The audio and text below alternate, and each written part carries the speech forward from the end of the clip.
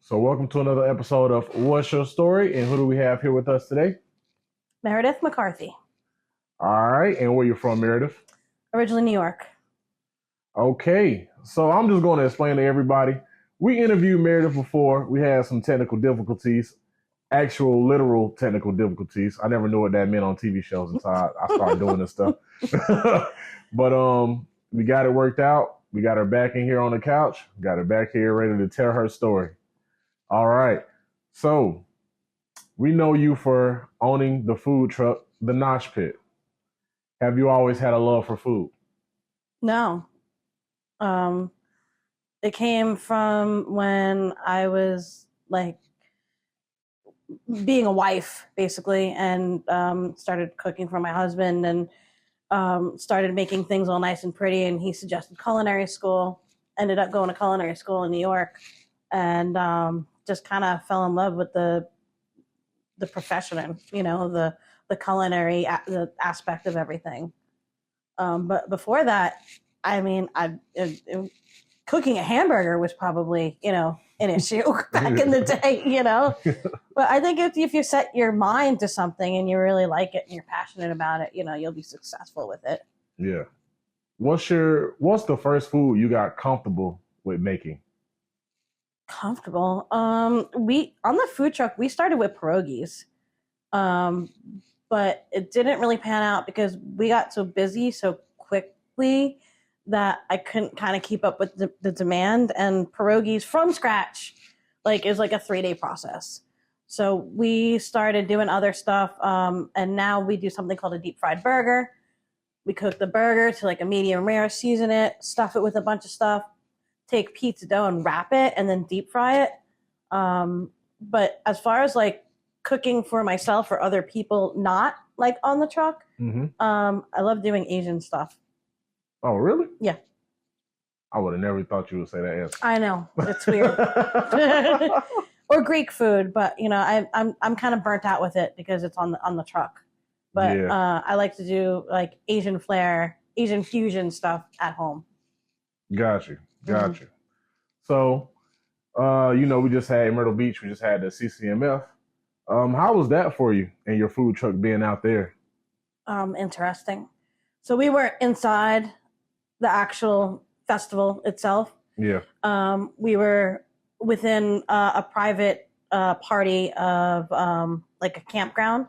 Mm-hmm. So people could still like walk up and get stuff. But after like 11 o'clock when they all pile out is pretty much where we get slammed. So it was a lot of hours, a lot of late nights, a lot of prepping. My crew ran it. It went well. And we'll do it again next year for sure. All right. What was the process of you even obtaining this food truck? Obtaining? I bought an RV from a friend that has passed away, and we were going to. Well, I personally was like ripping it apart and trying to turn this RV into a food truck. It was my grandmother had passed away, and I took my part of the money that she gave to me to make this into like a dream. Unfortunately, it didn't pan out. The RV had a lot of issues. The roof was leaking, and we were trying to maintain it as much as we could. At the end of the day, when I took it somewhere and I asked them how much it would be to, refurbish everything, they said it was going to be $50,000, which, who's got $50,000? Yeah. I didn't have it. So that RV now sits in a storage unit, literally collecting dust. Fast forward years later, I talked to my mother, who is my main supporter and my investor, and she was just like, well, how much is it going to cost if we just get a food truck? And I said, probably about the same, but then you're getting everything built and everything's new. And so we looked into it and for a couple of years, and we were just looking for a food truck. We found this company in Delaware that buys like Frito-Lay trucks and then transforms them into food trucks. Yeah. And that's essentially that's what we ended up doing. Yeah. Wish I could remember the company to give them a shout out. It's been a long weekend. I'm surprised I know my name right now. And also, where did you get the name the Nosh Pit on the truck? It comes from mosh, like you're in a mosh pit. I've been playing heavy metal for like over 25, 30 years. And I thought it was like a fun, pun, whatever, mosh, Mm-hmm. And that's pretty much, I came up with it because actually we did a television show that I was telling you about last time. We did a pilot back in New York, and that was called the Nosh Pit. So I ended up basically stealing my own name to make it into a food truck. Mm-hmm. I thought the name was too good to not do anything with it, So we had to do something with it. Yeah. So we might, talk about trying to get back into doing that television show whenever I get like a minute, not to be on the food truck. But yeah. I was gonna say, if you want to expound on that, on the idea of it, you can. Hopefully, anybody who sees this, may be able to help you out with it and maybe, bring it to fruition. I mean, I think it's a good idea. I haven't seen anything really remotely close to it. I'm very passionate about music, and I'm passionate about food, and I want to kind of fuse them together. I want to take bands that we all love and enjoy, and I want to promote them, and I want to bring them into the food truck culinary world. I want to fuse those two together and kind of make a little TV show about it. If anyone's interested, contact me. I got ideas. Yeah, hit her up, man. Yeah. Hit her up. I think for myself, it's a great idea. Yeah. To be honest, I think it's awesome. I don't obviously want to go into detail because someone will steal it. Yeah. And then I'm going to have to kill them, Yeah. And we don't want that. Which is smart. All right. So what's, in your opinion, what's the best thing you guys serve on the food truck? Or the best thing you enjoy eating for yourself? Or you can tell us, matter of fact, I got two things. Okay. What's your favorite thing to eat on the food truck that you guys prepare?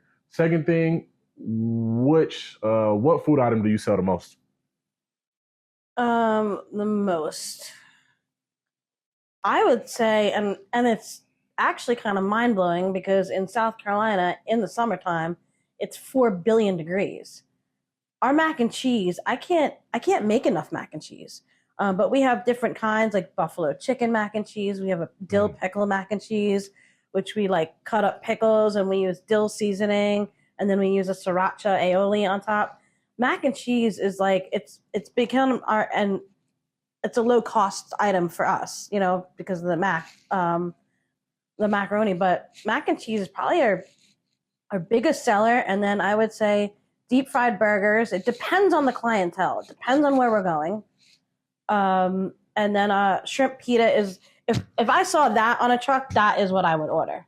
So it's a pita, mixed greens. You can either do fried or grilled shrimp, diced cucumbers and tomatoes, feta cheese, and then tzatziki on top.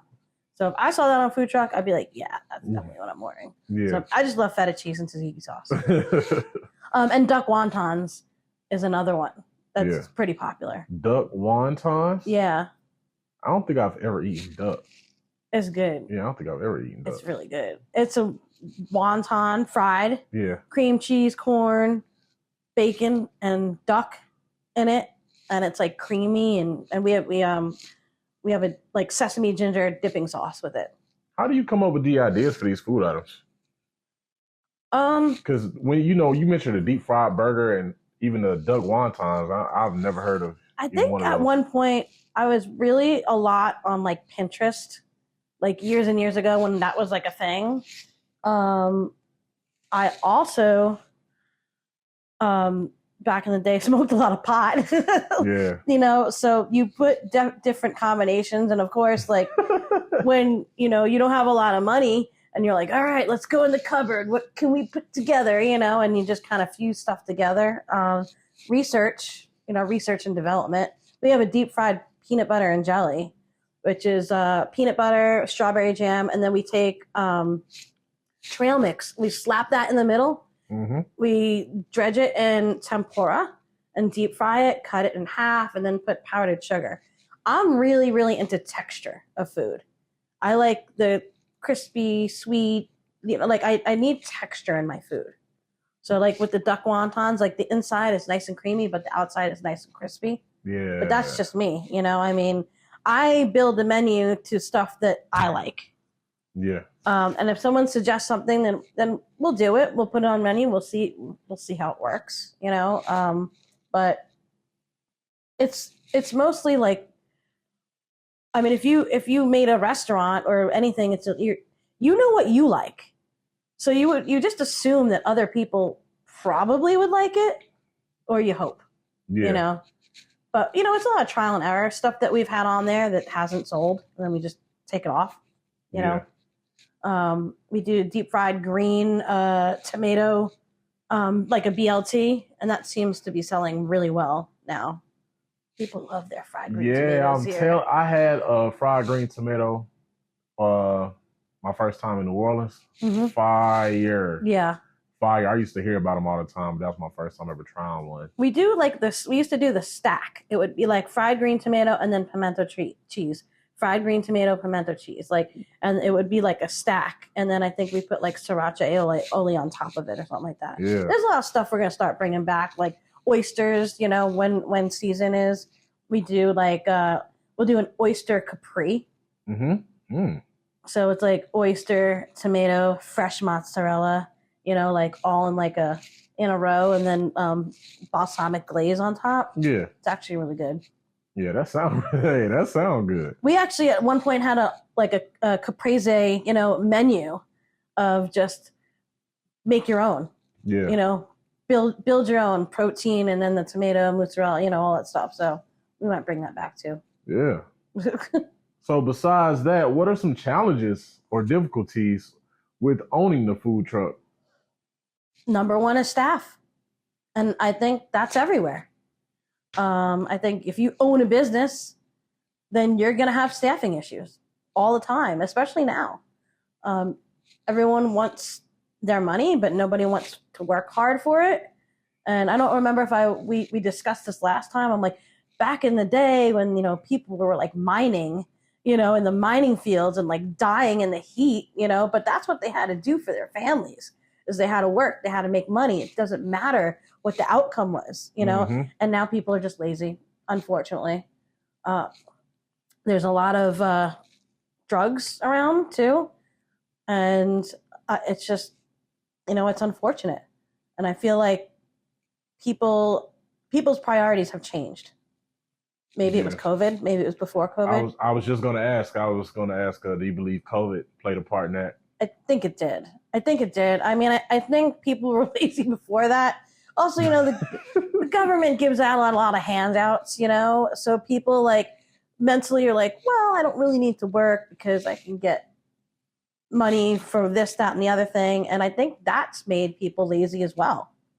And I get it. People need assistance sometimes. And I understand, I've been in a family that has been, on assistance as well.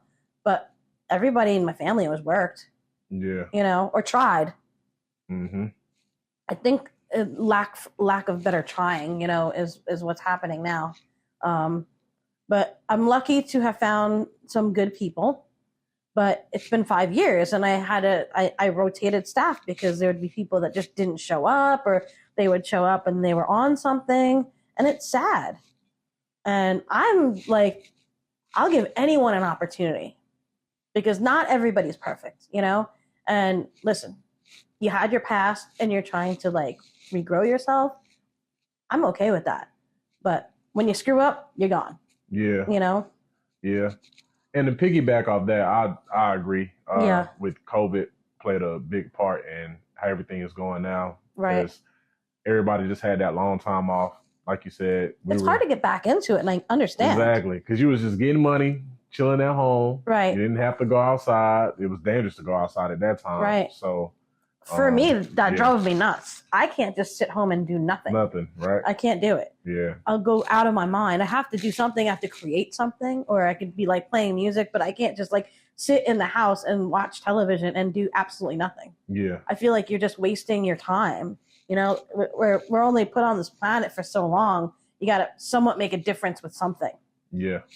Whether it be helping other people, helping yourself, spending time with your family, you have to make a difference. You can't just rot away and do absolutely nothing with your life. I totally agree. You know, I feel like COVID separated those people. You figured out if you were a true hustler, right, underneath, and you found your creative outlets.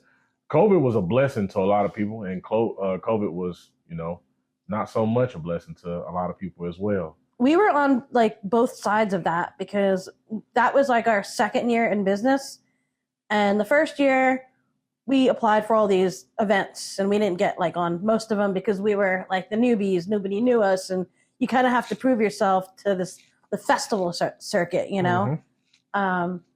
The second year we worked our butts off and we got on like every festival, and then COVID happens. Yeah. And then all the festivals were canceled. Yeah. And I was like, really? I'm like, this is how my life goes. It's like, it like, all of a sudden they give you like here's all the things that you need, and then just take it away. Yeah. But luckily, I was saying the HOAs were calling us because no one wanted to. Restaurants were closing, and there was really nothing you can do about it. HOAs were calling us and asking us to come and serve for their community. And for people that don't know what HOAs are, like in other areas in South Carolina, it's a community basically, and you have to pay fees to live in that community. Mm-hmm. In New York, there's really nothing. HOAs don't exist? There's no HOAs. I didn't know that. Yeah. I didn't know that. Yeah, like it's crazy because you live down here and you're paying money to live in your own house, but you don't own the property. I try to explain that to people in New York. They're like, "Hey?" Yeah, I'm about to say we have an HOA. For real. Yeah. Yeah, we got one. Yep. So that was our saving grace. So we would go there, and we would go there for 2 hours. Everyone would, skedaddle out of their houses, and they're like, "Yay, food truck!" And it was a blessing in disguise. And then one HOA would find out about us, and they would call us, and it was just kind of like a trickle down, effect. And it saved us. I would have been out of business. Yeah, for sure. So yeah, as I said, we were on the flip side of it when all those festivals like were canceling, and I remember hanging out with Tyler from Benito's. That's a pizza food truck. I remember we were at New South. We were doing an event, and it was just, I guess, at the beginning of COVID. I couldn't tell you the date or anything. I guess it was around March, because I remember St. Patrick's Day is when they shut everything down, like the next day. And I remember like me and him just sitting there, like, he's like, great, a catering just canceled. And then I was like, I'm like, dude, they just canceled the food truck festival. And we're like watching our phones with the emails coming up, like cancel, like one after another. And we're like, this is not good. Yeah. This is not good. Yeah, a lot of businesses didn't survive. Yeah. A lot didn't, especially here. I mean, one after the other. And at that point, you have to do a plan B or a hustle or do something that's going to make you money for that time being. And you have to come up with something creative at that point. Yeah. If you can't do that, then it's not going to work. Yeah. If you only have one avenue of revenue, and that one avenue is like destroyed, then what do you have? You got to figure something out. Yeah, you better figure something out. Yeah. We were going to do deliveries. Yeah. I was going to hire someone to deliver. I was going to go sit in a parking lot and take delivery. I think we did that at one point, but the HOAs kept us so busy. But I sat there and I'm like, all right, so we're going to make merchandise. We're going to do this. Like I had so many other ideas to make money. So I knew that we were going to make it. We weren't going to make it like festival money make it, but I knew that we were going to not, go down with the ship. Yeah. Yeah, that's good. Mm-hmm. That's fire though. Yeah. I mean, owning any business is a struggle, from staffing to clientele. Yeah. You can't satisfy everybody, unfortunately. You're always going to have that one Karen, as they call them now. Yeah. we just called them douchebags back in the day. Now they have names. So what's the biggest difference in your opinion of what's the pros and cons of food trucks to storefront owners? Definitely not paying for a storefront. Low overhead, and you get to travel. Like this week, we're going to be at the Alabama show in Wilmington at Live Oaks. We got Slightly Stupid coming up, concert. We got a lot of really cool stuff. We're going to be at the Charleston Beer Festival, which we tried getting in last year and we were declined. This year we were accepted. We just got accepted into the Tacos and Margarita Festival, Congrats. which I think we tried last year. We were declined. So like every year, I don't know what the factor is that they decide of what food trucks are coming. Maybe they're seeing that we're doing more festivals and we're getting more popular. I won't say popular, but like we're doing more festivals, so we're just more knowledgeable of how to run a food truck at a festival. So Gotcha. maybe that's it. I don't know. Like one of these days I'm going to ask them, like, why'd you decline us last year, but we were accepted this year? Just out of curiosity. Yeah. Storefront, like you'd have to hire waiters and waitresses. It would be more staff and more people that just don't show up. It's just, keeping it small and the traveling is fun. Cons, truck breaking down, generator not working, like one of the equipment. I mean, but that can happen like in a regular restaurant too. Yeah. But it's the truck we had the second or third year, my engine blew. Yeah. I had no money. Word. I had no money, and that cost me $8,000. But if I didn't get it done, then I didn't have a business anymore. Yeah. So it was a necessity. Yeah. An engine is very important when you're driving a vehicle. Yeah. Unless someone was just going to tow me around all the time. But yeah, I mean, my mom has always said, do you want to, is your end game like opening a restaurant? I said, no. But I've thought about it like so many times because I'm like, the plating could be really cool, like doing the plating in a restaurant, and it's not really burn and turn. On food trucks, it's burn and turn. You want to like get their food, get them out. Like restaurants, they can like have a nice cocktail while they're eating your food. They can relax there. Yeah, they can relax, and I can do a really cool ambiance, like a rock and roll theme. So I have thought about it like a lot the last couple months. That is one thing I will say, from my point of view, just to kind of add on to what you're saying with the storefront. Most of my life I've been a server in different restaurants. I can tell like the food truck is a lot easier to manage just from hearing what you're saying. And also I do think it's a plus that you guys are like, burn and turn as well.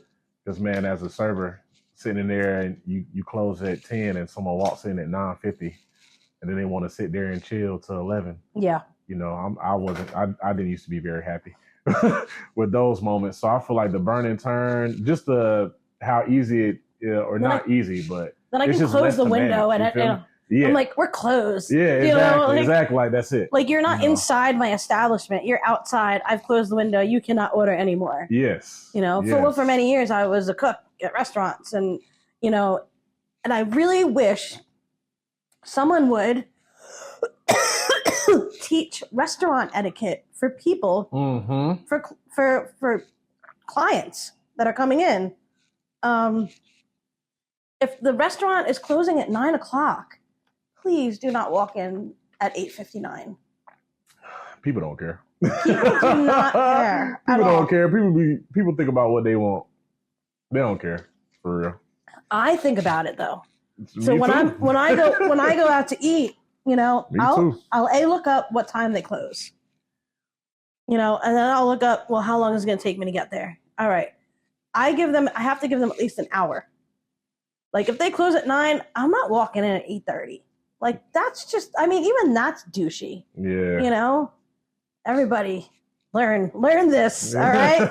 Facts. Because, everyone does. I get it. Like, well, don't you want to stay and make your money? Okay, like I understand that too, but you have an entire day. Facts. An entire day. And you just decide that you want to go and eat 5 minutes before they close. Yeah. Like, manage your time better. I've dealt with that so much being a server, man. Like, for real. Manage your time better. Yeah. I was like late today. I shouldn't be talking about that at all. All right. Do you think the food truck market, is oversaturated in this area?